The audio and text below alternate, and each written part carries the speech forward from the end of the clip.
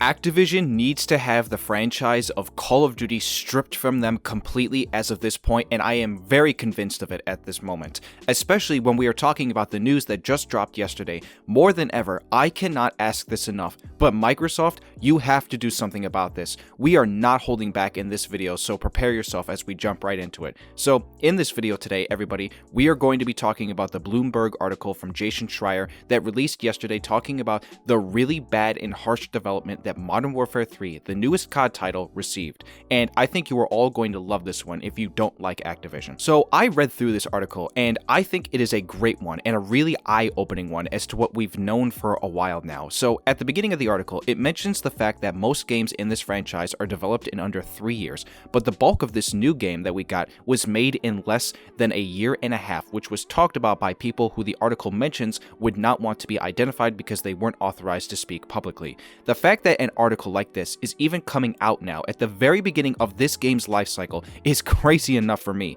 There is a lot to talk about here with this article about the idea that the developer, Sledgehammer Games for Modern Warfare 3, really did not have any control or say in the development cycle when making this game. As this one portion in the article mentions, the process was hurried because this year's game was conceived to fill a gap in the release schedule following the delay of another Call of Duty title previously planned for 2023. Call of Duty Modern Warfare 3 was originally pitched to staff at Foster City, California-based developer Sledgehammer Games as an expansion to last year's title, but it morphed into a full sequel during development, Bloomberg earlier reported.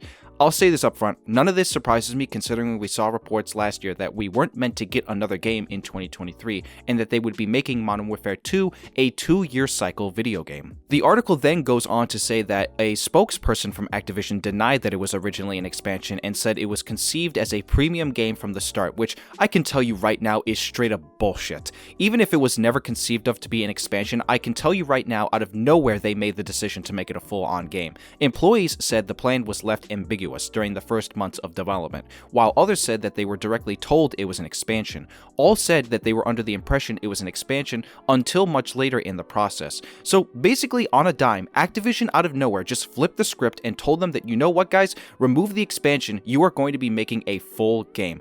I can't tell you, as somebody who doesn't even work in the video game industry, how demoralizing this probably is looking into the video game industry. I cannot imagine what it is like to be a developer to hear stuff like this and act as if it should even be a thing that happens. But you ready for this part though? This is one of the worst ones of them all. Some staff at Sledgehammer, who had to work nights and weekends to finish the game, said they felt betrayed by the company because they were promised they wouldn't have to go through another short timeline after the release of the previous game, Call of Duty Vanguard, which was made under a similarly constrained development cycle. Okay. Holy shit, this is really big information, and it is something that I honestly believe is now showcasing the true timeline of events that we have seen in the last however many years. To basically lay this out for you all, it is now sounding like Sledgehammer Games has just been thrown under Activision with literally no say in the world with how they do anything anymore. For context, if you want to know how I know this, it is the case that it is mainly due to the fact that their recent games have not felt like the games that they would probably be making from their original work. To this day, I understand that not a lot of people are as high on games like Advanced Warfare and World War II, but when I look at those two games, there is something about those two that distinctly is completely far apart from what a game like Vanguard and a game like Modern Warfare 3 are doing. It feels like World War II and Advanced Warfare are the creative ideas and visions of Sledgehammer Games. Modern Warfare 3 and Vanguard are not. And this gets me to one of my main points. I have been saying as of recently with this new thought in mind that the last 4 titles since Modern Warfare 2019 have not actually been real games made by the actual studios and their collective visions. These last 4 or so games have all been completely Activision made games, and Activision focused games to the degree where they are basically having full control over every decision that is made. And let's be real here, just look at the last 4 games. Look at how similar they all look to each other. You even take a game like Cold War, which is significantly more different than all the others, and is much better than them as well from a quality perspective. Even that game has parts of it that make it look so similar to every other game. I'm being dead serious when I say this. You cannot sit here and not tell me that the last 4 games don't all look the exact same to each other, to the point where, again, I genuinely believe that these are not the real games that these development studios from Treyarch to Infinity Ward and Sledgehammer Games wanted to make. This all just feels like it's Activision making their own games now. From that perspective as well, it also makes sense considering the last 3 or 4 games since Modern Warfare 2019 have been the worst we've ever seen from the perspective of microtransactions, the store, the bundles, and all this other crap. Yes, games like Black Ops 3 and World War II to a point did have microtransaction systems that weren't the best, but to that degree though, there was something fun about those that at least I actually had some form of entertainment out of, but I still think that they are bad, so don't get me wrong on that. I mean, I don't know, man, maybe I sound crazy when I say this, and I hope I don't, so I want you all to please let me know if you think that I'm making sense here with this.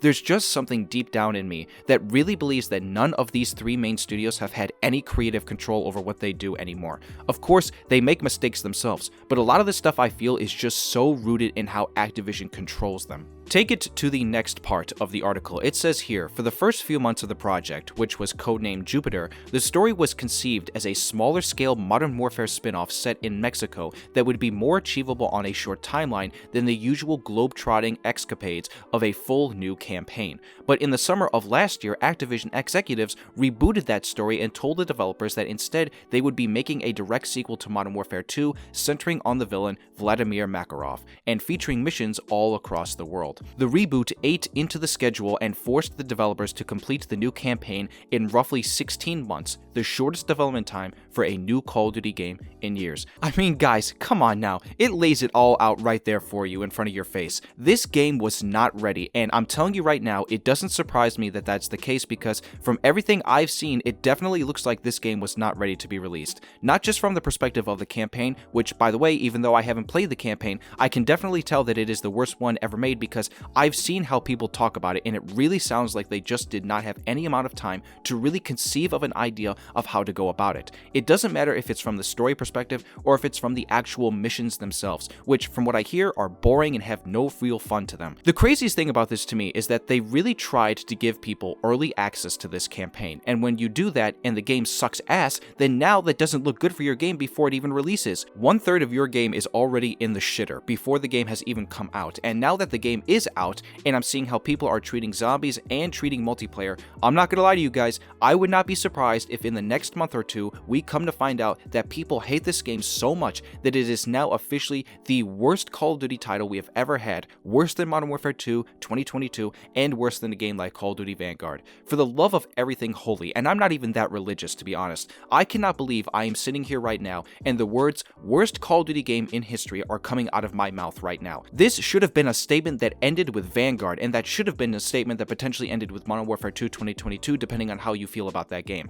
The campaign looks like garbage. It is completely rushed, and that is obvious now. The zombies look stale and just completely uninspired from what the traditional form of zombies that people love, and on top of that, when I see the multiplayer again, it completely looks like Modern Warfare 2 2022 without that much of a difference other than maybe the maps and certain parts of the systems with Create a Class and Gunsmith, which at this point, I don't think anybody gives a single solid shit about. And speaking of multiplayer, I've seen the clips already of the spawn system on launch is completely broken still and hasn't even been fixed. Like, I'm genuinely being serious right now. There has to be an investigation into these companies. There is absolutely no way a game like this can release with that kind of system broken. I've also seen another clip of the fact that on the map Terminal in Search and Destroy, you can plant the B bomb site outside of the plane window instead of inside of it. That is not good. That is something that needs to be fixed and pointed out. So again, it just goes to show this entire game, not just from the campaign, is completely uninspired, and it was a rushed product that Activision shoveled out because money talks, I guess. To get back to the article, I am now ready to give you all maybe the saddest piece of information that we got, at least from my perspective, and others out there who might be in the line of my thinking with this one. After Call of Duty Vanguard, developers at Sledgehammer had originally pitched a project codenamed Anvil that would be set in the universe of the company's futuristic 2014 game Call of Duty Advanced Warfare, according to the people familiar. But before it could get very far, Anvil was shelved as the company was informed it was instead going to be working on another Modern Warfare game. Jesus Christ, man. Jesus Christ. This is seriously unbelievable. And you know what the sad thing is right now? Nobody's talking about this. I honest to God feel like I might be the only one even talking about this. This is humongous news. This is some of the biggest news that this franchise has received in years. And again, I am not seeing enough people talk about it. We were literally, as the title goes, robbed of an Advanced Warfare title that, I'm not gonna lie to you right now, would have been a billion times better than anything they would have given us from a Modern Warfare game. I didn't really mind Advanced Warfare all that much. I get it's got problems, but for me, that is a time setting and concept that had some fun and unique aspects to it. And the other main reason why this hits so hard for me is because this is the biggest reason why I'm not buying Modern Warfare 3.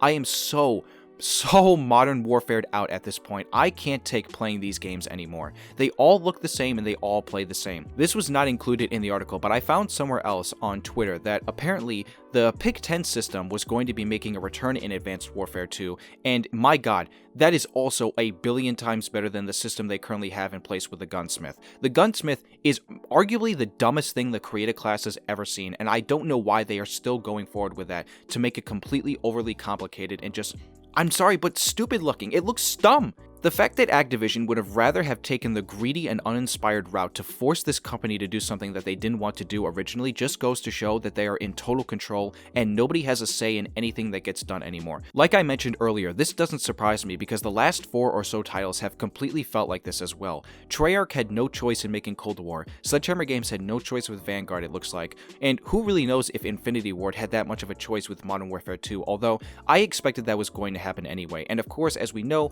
now Sledgehammer Games had no choice with this new game in Modern Warfare 3. I'll even go as far to say this right now, but I think Treyarch has literally had no choice with how they've been intermingled with all these games as well. The fact that Activision has forced Treyarch to work on the ranked mode for the last 2 games and the zombies mode for 2 of the last 3 games just goes to show that there is a complete disconnect from how this franchise is being run, and there are simply, as the saying goes, too many cooks in the kitchen. There are too many people working on too many different things at once, and everybody is getting crunch time for it and not being able to make decisions on their own. Activision, you are the greediest and most soulless company working out there right now in gaming, and these practices have to stop, which again is why I am asking you, Microsoft, to please, for the love of God, turn the ship around and get Activision off the asses of all these developers. Go back to when each studio could work on their own and not everybody was intermingled, because in my opinion, that's maybe the biggest mistake that Call of Duty has ever made. There is no reason all these studios need to be working together on every single game. You have to let them work on their own visions. You might think that that is a good thing, the idea of everybody working together, but in actuality, it usually is not the case that that's what is going to happen. To get back to the article, it basically finishes off with saying that the nature of this new release was left hazy, but the scope was ambitious and included an update to the popular Zombies mode, several multiplayer maps, in a single-player campaign.